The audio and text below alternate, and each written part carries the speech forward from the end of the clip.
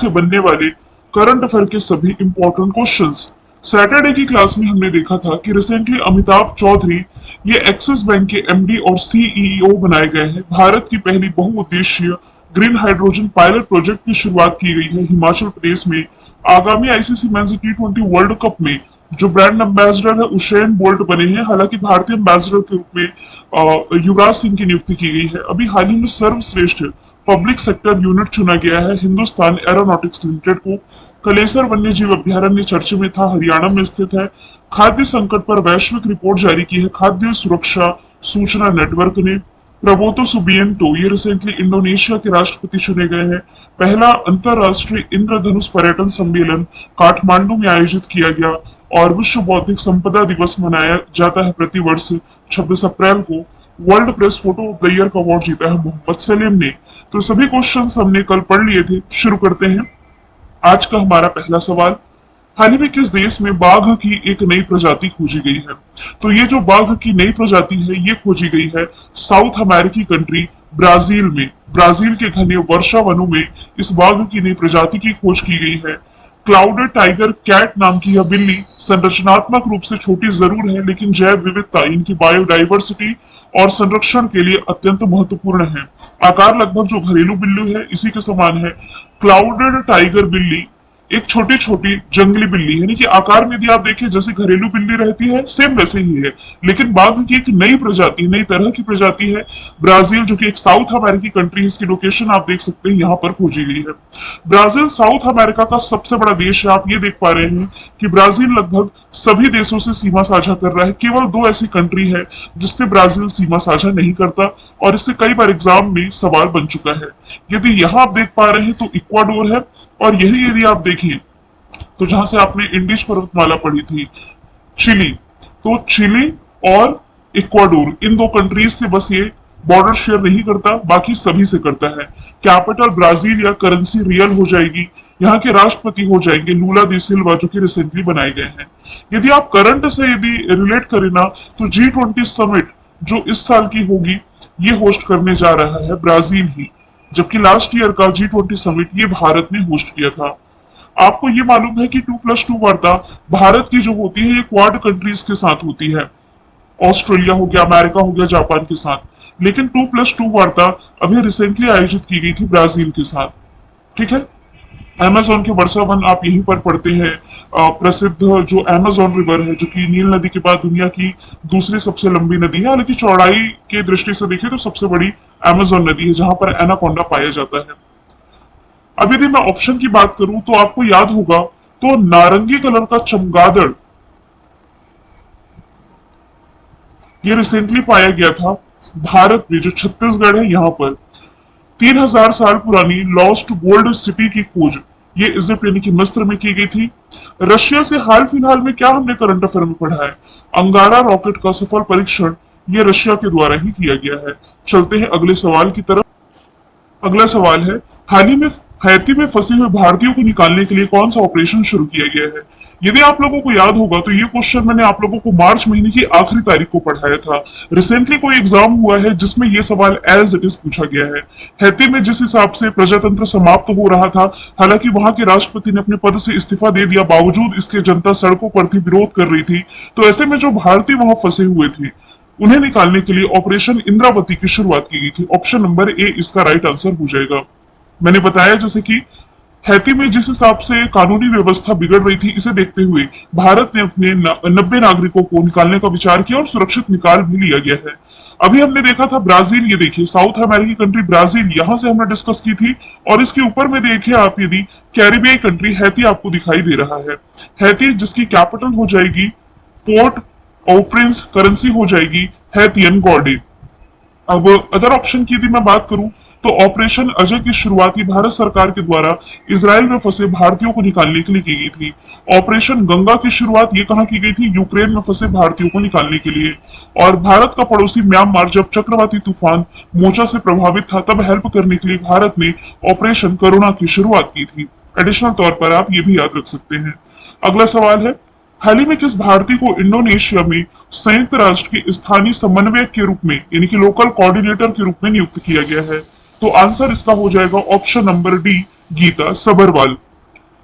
संयुक्त राष्ट्र के जो महानिदेशक हैं एंटोनियो गुटेरस, इन्होंने ही भारत की गीता सबरवाल की नियुक्ति की है इंडोनेशिया में यूनाइटेड नेशन के स्थानीय समन्वयक के रूप में। इनके पास जलवायु परिवर्तन यानी कि क्लाइमेट चेंज, स्थायी शांति, शासन, सामाजिक नीति का समर्थन करने वाले के विकास में 30 वर्षों का अनुभव है, यानी कि एक्सपीरियंस है। यूनाइटेड नेशंस की स्थापना 24 अक्टूबर 1945 में हुई, इसलिए 24 अक्टूबर को हम मनाते हैं यूनाइटेड नेशंस डे के रूप में। हेडक्वार्टर न्यूयॉर्क में है, अध्यक्ष इसके हो जाएंगे एंटोनियो गुटेरस। प्रज्ञा मिश्रा, क्या याद आ रहा है आप लोगों को? तो रिसेंटली ओपन एआई ने भारत में अपना पहला कर्मचारी नियुक्त किया है प्रज्ञा मिश्रा को। गीता गोपीनाथ की यदि मैं बात करूं तो इंटरनेशनल मॉनेटरी फंड में ये डिप्टी एमडी है, जबकि वर्ल्ड बैंक में चीफ फाइनेंशियल ऑफिसर यानी कि सीएफओ के रूप में भारतीय मूल की अंशुला कांत की ही नियुक्ति की गई। अगला सवाल है, हाल ही में चर्चा में रही काबर लेक ये कहाँ स्थित है? काबर ताल की बात की जा रही है, तो ये स्थित है बिहार में। अब ये क्यों चर्चे में आई है? तो बिहार की एकमात्र रामसर साइट काबर लेक अभी जो है इसलिए चर्चे में क्योंकि ये सिकुड़ रही है। बिहार में काबर झील जो है ये राज्य का एकमात्र रामसर स्थल अधिकारियों की उपेक्षा का सामना कर रहा है, जिसके परिणाम स्वरूप इसके कवरेज क्षेत्र में कमी आ रही है। शुरुआत में 6,786 हेक्टेयर की भूमि पर यह फैला हुआ था और 1986 में इसे संरक्षित क्षेत्र नामित किया गया था और 1989 में 1989 में इसे पक्षी अभ्यारण्य घोषित किया गया था। और हालांकि रामसर सूची में शामिल किए जाने के बावजूद इसका जो जल क्षेत्र है 36% कम हुआ है, यानी कि इसके एरिया में, कवरेज एरिया में कमी आई है। बिहार का है, बिहार की राजधानी पटना, मुख्यमंत्री नीतीश कुमार, राज्यपाल राजेंद्र विश्वनाथ आर्लेकर है। वाल्मीकि नेशनल पार्क यहीं से आप रिलेट कर सकते हैं। 3 दिन का नागी पक्षी महोत्सव की शुरुआत यहीं की गई थी। नंद किशोर बिहार विधानसभा के अध्यक्ष बनाए गए। देश का पहला तांबे का टावर, ये जो बापू टावर है, इसका अनावरण पटना में किया गया और COP 28 में बिहार के नवीकरणीय प्रयासों के लिए इसे अंतरराष्ट्रीय सम्मान भी मिला है। ये सभी ऑप्शन आप रिलेट कर सकते हैं। अब क्यों ना आप बाकी ऑप्शन से कुछ लेख से यदि रिलेट करें, तो भोजताल यदि रिलेट करेंगे तो ये स्थित है आपका भोपाल में। भोपाल जो कि मध्य प्रदेश की राजधानी है, इसे सिटी ऑफ लेक के नाम से भी जाना जाता है। भोजताल, देखिए मध्य प्रदेश का सिटी ऑफ लेक भोपाल है। यदि राजस्थान का सिटी ऑफ लेक पूछा जाता तब आंसर उदयपुर होता।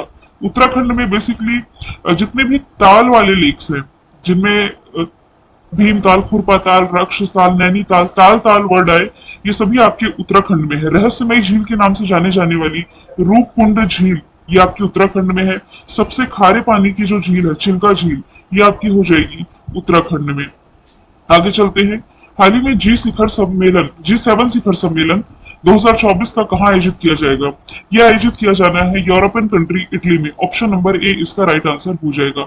अभी जून के महीने में आयोजित किया जाएगा। यह आपका सवाल है इवेंट एंड समिट वाले टॉपिक का। तो G7 के बारे में पहले भी मैंने आपको बताया है कि ये 7 देशों का समूह है, ग्रुप ऑफ 7। 7 में से एशिया से इकलौता देश इसमें जो शामिल है ये है जापान। आप ये जरूर याद रखिए कि भारत G7 का मेंबर नहीं है। तो एक हो गया एशिया से जो कि है जापान। 2 आपके हो जाएंगे नॉर्थ अमेरिका से। कौन कौन? अमेरिका, अमेरिका के ऊपर में कनाडा। 4 इसमें हो जाते हैं यूरोप महाद्वीप से, फ्रांस, जर्मनी, इटली और यूके। अब इसी के लिए जो समिट है इटली होस्ट कर रहा है। इटली जिसकी कैपिटल हो जाएगी रोम। रोम जहां पर फूड एंड एग्रीकल्चर ऑर्गेनाइजेशन का मुख्यालय है। रोम किस नदी के किनारे बसा हुआ है? तो ये टाइबर नदी के किनारे बसा हुआ है। एक और आप एडिशनल फैक्टर रिलेट कर सकते हैं। कई बार एग्जाम में स्टैटिक जीके का पार्ट बनता है कि इटली की गंगा किसे कहा जाता है, तो याद रखिए इटली की गंगा कहा जाता है पो नदी को। ठीक है। यहाँ की करेंसी हो जाएगी lira. Prime minister Giorgia Meloni, राष्ट्रपति सर्जियो मैटेरेला हो जाएंगे। और आप क्या रिलेट कर सकते हैं? देखिए अभी इस साल तो समर ओलंपिक होस्ट कर रहा है फ्रांस की कैपिटल पेरिस। विंटर ओलंपिक भी हर 4 साल में होता है। अभी 2022 में हुआ था, तो नेक्स्ट होगा 2026 में और इसे होस्ट करेगा इटली का मिलान शहर।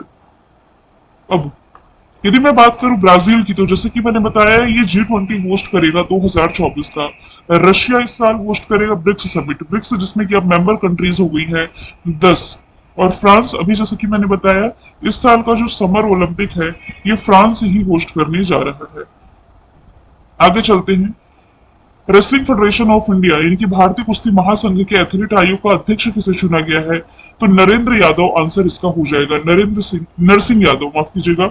भारतीय कुश्ती महासंघ की स्थापना 1967 में की गई, दिल्ली में मुख्यालय। संजय सिंह वर्तमान में इसके अध्यक्ष हैं। हालिया अपॉइंटमेंट की यदि बात की जाए तो इंडियन पैरालंपिक एसोसिएशन के अध्यक्ष देवेंद्र झांझरिया हाल ही में बनाए गए हैं। पीटी उषा हो जाएंगी इंडियन ओलंपिक एसोसिएशन की पहली महिला अध्यक्ष। रोजर बिन्नी हो जाएंगे बीसीसीआई के अध्यक्ष। अगला सवाल है, आरबीआई के डिप्टी गवर्नर टी रविशंकर का कार्यकाल कितने वर्ष के लिए बढ़ाया गया है? तो इनका कार्यकाल रिसेंटली 1 साल के लिए और एक्सटेंड कर दिया गया है। केंद्र सरकार ने 3 मई 2024 से, यानी कि अभी कुछ दिनों बाद ही, 3-4 दिन बाद से फिर से इनका 1 साल का जो कार्यकाल बढ़ाया गया है, ये है आरबीआई के डिप्टी गवर्नर। मैंने आपको कई बार बताया कि आरबीआई के तो एक गवर्नर होते हैं जो कि है शक्तिकांत दास, 25वें क्रम के हैं। इसके अलावा 4 होते हैं डिप्टी गवर्नर। इन 4 में से है अभी है Michael Patra, T Ravishankar, M Rajeshwar Rao और स्वामीनाथन जानकी रमन। आरबीआई जिसकी स्थापना की गई थी 1 अप्रैल 1935 में हिल्टन यंग कमीशन की सिफारिश पर, मुंबई महाराष्ट्र में हेडक्वार्टर है। इसके जो पहले गवर्नर थे ये थे ऑसबॉर्न स्मिथ, और पहले भारतीय गवर्नर यदि पूछा जाए तो ये हो जाएंगे सीडी देशमुख। आगे चलते हैं। हाल ही में किस देश की संसद ने रवांडा प्रवासी विधेयक पारित किया है?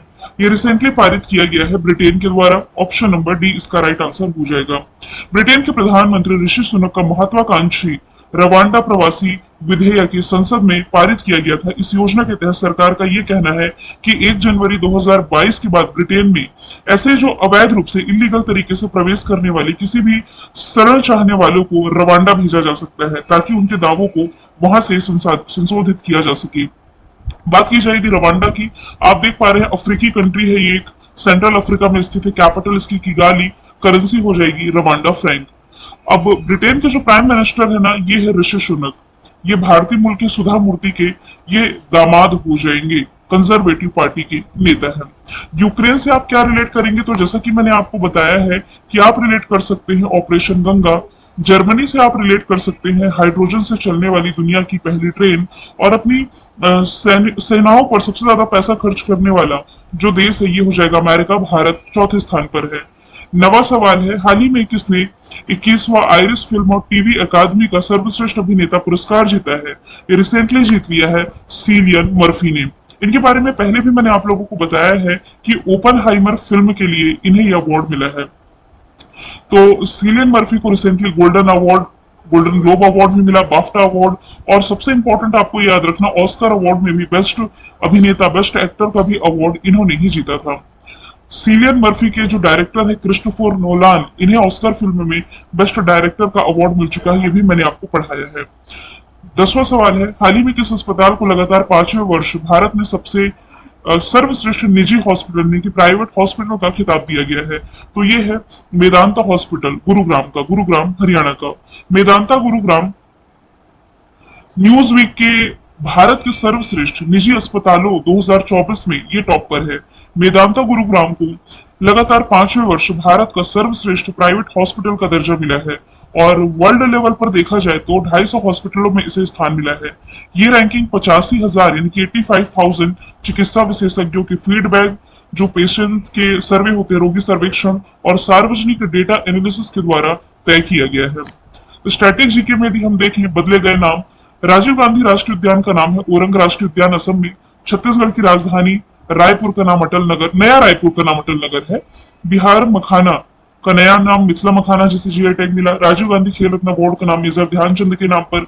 मिड डे मील योजना, पीएम पोषण योजना। ट्विटर ने अपना लोगो चेंज किया है, एक्स फेसबुक कंपनी का नाम मेटा ग्रीक भाषा का शब्द, आरपीएफ का नाम आरपीएफ। मैंने कल आप लोगों से पूछा था कि हाल ही में कहां पर पहला हिंदी रेडियो प्रसारण की शुरुआत की गई? आंसर इसका था कुवैत। आज का सवाल आप लोगों का है कि हाल ही में भारत ने पहली बार किस देश को ब्रह्मोस मिसाइल को निर्यात किया है? आंसर इसका कमेंट बॉक्स में बताइए।